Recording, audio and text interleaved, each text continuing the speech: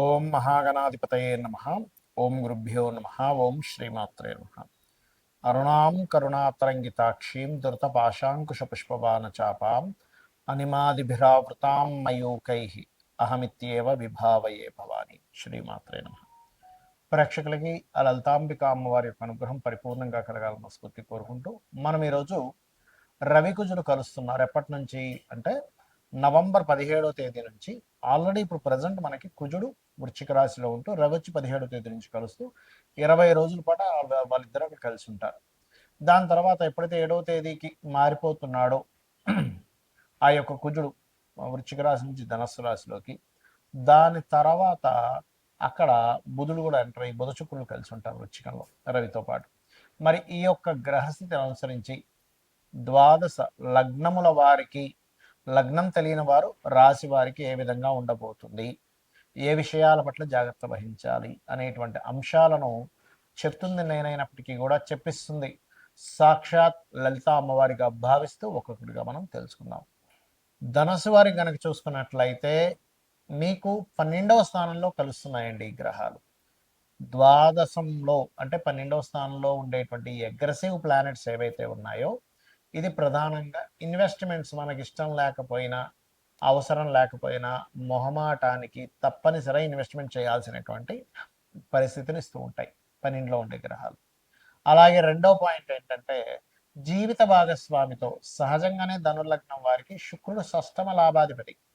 So ఈ షష్టమ లాభాధిపతి అవడం వల్ల శుక్రరాశులు ఏదైనా గ్రహం ఉన్నా, శుక్రుడితో కలిసిన గ్రహాలు ఉన్నా ఏం చేస్తూ ఉంటుంది అంటే కొంచెం ఇది వివాహ తర్వాత ఉండేటువంటి ఎవరైతే పార్ట్నర్ ఉంటారో ఆ లైఫ్ పార్ట్నర్తో తెలియని అగ్రెసివ్గా ఉండేటువంటి కొన్ని నేచర్స్ని ఇది క్రియేట్ చేస్తూ ఉంటుంది, గుర్తుపెట్టుకోండి. అలాగే మరొక విషయం ఏంటంటే ఇక్కడ గమనించినట్లయితే ఈ కాంబినేషన్ ఏదైతే ఉందో ఈ పంచమాధిపతి 12లో ఉండడం, ఇది మరి ఎంతసేపు లాసు, ఖర్చులు, గొడవలేనా, ఇంకేదైనా మంచిది ఇవ్వదా అంటే ఇస్తుంది. ఏమిస్తుంది అది అంటే మీ యొక్క సంతానాన్ని వేరే దేశానికి పంపించడం కోసం, అమెరికానో లండనో ఇట్లా రకరకాల దేశాలు పంపిస్తుంటాం చదువు కోసమనో ఉద్యోగం కోసమనో. అలా పంపించడానికి ఖచ్చితంగా అనుకూలమైనటువంటి వాతావరణాన్ని ఈ ప్లానెట్స్ ఇస్తున్నాయి. మరి ఇది 17 నుంచి 7వ తేదీ వరకే. 17వ తేదీ వచ్చేసి 7వ తేదీ వచ్చిందంటే లగ్నంలో కుజుడు వచ్చేస్తాడు. ఒక రకంగా చెప్పాలంటే అది క్రియేటివ్ రిలేటెడ్ మూలంగా ఫలితాలను ఇస్తుంది.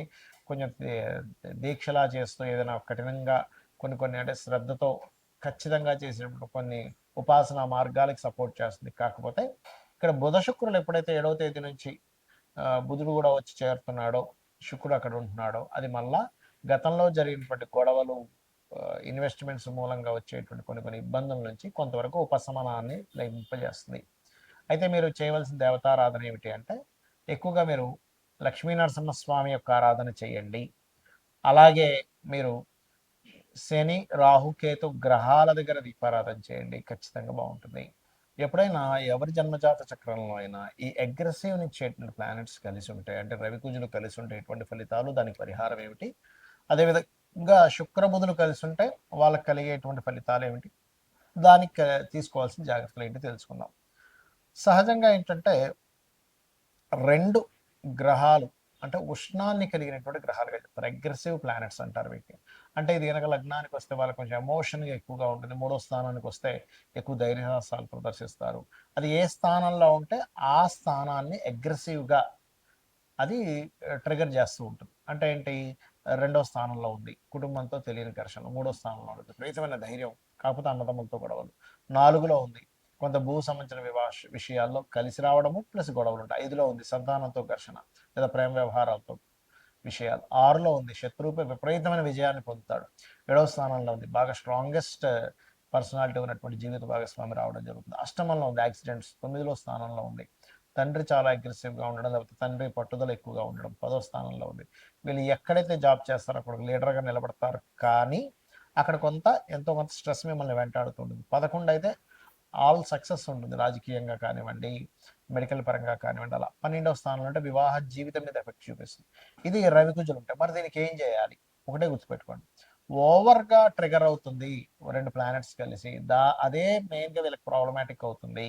ఒక ఈగో తెలియకుండానే అందరూ మిమ్మల్ని ఒక ఈగో పర్సన్గా చూస్తున్నాడు. మీలో నిజాయితీని ఇచ్చేటువంటి గ్రహాలు నిజంగా చెప్పాలంటే రవికుజ కాంబినేషన్ ఈజ్ నిజాయితీని ఇచ్చే గ్రహం. కానీ అవతల వాళ్ళకి అది ఈగో అండి, ఇతని కోపం ఎక్కువండి, ఈగో ఎక్కువండి, అమ్మో ఇతనితో మనం పడలేమండి అనేటువంటి స్థితికి కూడా తీసుకెళ్తుంది. బట్ కొంతమందికి అది కూడా ఉంటుందో ఉండదని నేను చెప్పట్లేదు. కానీ ఇది నిజాయితీని ఖచ్చితంగా ఉండాలనేటువంటి కాంబినేషన్. ఒకవేళ మీ జన్మజాతకంలో ఇలా ఉంది, దాని ద్వారానే కొంచెం నేను అగ్రెసివ్ అవుతున్నాను, అవతల వాళ్ళు నా వాళ్ళు ఇబ్బంది పడుతున్నారు అనుకునేటువంటి వారు దీనికి చక్కటి రెమెడీ ఉంటుంది. ఏమిటది? చక్కగా మీరు గంధము కలిపినటువంటి నీటితో శివునికి అభిషేకం చేయడం. రెండవది సూర్య నమస్కారాలు చేస్తూ సుబ్రహ్మణ్యేశ్వర స్వామిని సూర్య భగవానుల్లో మనం దర్శించడము. అంటే సుబ్రహ్మణ్యేశ్వర ప్రతి ఎనర్జీ సూర్యుల్లో ఉందని చెప్తుంది మనకు శాస్త్రం. అలా చేయడం. అలాగే మరొక విషయం ఏంటంటే గోవులకి క్యారెట్స్, గోధుమ రవ్వ ఆది మంగళవారాలు తినిపించడం. రావి చెట్టుని బ్రహ్మ విష్ణు రుద్రుల యొక్క స్వరూపంగా చెప్తూ ఉంటారు. వాటి కింద సర్పాలు ఉంటాయి మనకి ప్రతిష్ఠ చేసినవి.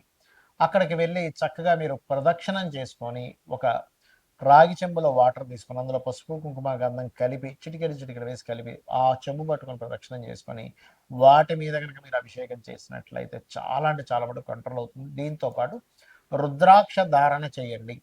ఎన్ని ముఖాలు చేయాలి ఏమిటంటే అది ఎన్నో భావంలో అన్ని ముఖాలు చేయండి. అంటే ఒకటో భావంలో ఉంది భద్రాక్ష దొరుకుతుంది చంద్రాకారంలో, రెండో భావంలో ఉంది 2 ముఖాలు, మూడో స్థానంలో ఉండి కాంబినేషన్ 3 ముఖాలు, నాలుగో స్థానంలో ఉంది 4 ముఖాలు, అలా 12 భావాలకి 12 ముఖాలు మీరు ధరించవచ్చు. అంటే 12 స్థానాల్లో ఎక్కడుంటే అన్ని ముఖాలు ధరించడం ద్వారా మీకు చాలా కంట్రోల్ అవుతుంది. ఎందుకంటే ఈ కాంబినేషన్ బీపీని కూడా పెంచుతుంది, గుర్తుపెట్టుకోండి. ఇక అలాగే మరొక విషయం ఏంటంటే ఇక్కడ గమనించినట్లయితే మీకు బుధ శుక్రుల గురించి మనం మాట్లాడుకున్నాం. బుధ శుక్రులు అంటే ఏంటంటే వాళ్ళకి తెలివితేటలు చాలా బాగుండడం, మాట్లాడేటప్పుడు చాలా సున్నితంగా మాట్లాడడం, చాలా అంటే ఆహ్లాదకరంగా వాళ్ళ యొక్క వాయిస్ అనిపించడం అనేటువంటిది జరుగుతూ ఉంటుంది, గుర్తుపెట్టుకోండి. అలాగే మరొక విషయం ఏంటంటే ఇక్కడ గమనించినట్లయితే ఈ బుధుడు శుక్రుడు అంటే కమ్యూనికేషన్స్ కారకుడు. అదేవిధంగా ఈ బిజినెస్ కారకుడైన బుధుడు ఎప్పుడైతే శుక్రుడితో ఉంటాడు మీ జన్మ జాతకంలో కనుక అది ధనయోగాన్ని ఇచ్చే కాంబినేషన్లో ఉంటే మీకు ఖచ్చితంగా ఆర్ట్స్ రిలేటెడ్, ఫ్యాషన్ రిలేటెడ్, అందానికి సంబంధించింది, బట్టలకు సంబంధించింది, కార్లకు సంబంధించి అంటే వెహికల్కి సంబంధించింది వాటి మూలంగా మీరు బిజినెస్లో డెవలప్ అవుతారని మీరు అర్థం చేసుకోవాలి. అయితే దీనివల్ల ఏంటంటే మంచి స్నేహితులు కూడా ఉంటారు. అదేవిధంగా స్నేహం మూలంగా కొంతవరకు మీకు ఫైనాన్షియల్ గ్రోత్ కూడా పెరుగుతూ ఉంటుంది, ఇలా చెప్పుకోవచ్చు. కాకపోతే ఇది పాపకత్తెరలో ఉందా, శుభకత్తెరలో ఉందా, అసలు దీని కండిషన్ ఏమిటి, ఇది ఎలాంటి ఫలితాలు ఇస్తుంది అనేటువంటిది మీ పర్సనల్ చార్ట్లో ఉంటుంది. కాబట్టి ఇది ఒకవేళ ఈ కాంబినేషన్ ఉందండి అంతగా నేను రాణించట్లేదండి, ఇట్స్ వెరీ క్లియర్ పాపకత్తెరలో ఉందని తెలుసుకొని దానికి బ్యాక్ పోర్ట్ఫోలియోస్ ఏ ద్వారా వచ్చాయో తెలుసుకొని అది ఏ రకంగా నెగిటివ్ ట్రిగర్ ఇస్తుందో తెలుసుకొని దానికి దానం ఇచ్చుకున్నా కూడా క్లియర్ అయిపోతుంది. శ్రీమాత్రే నమః.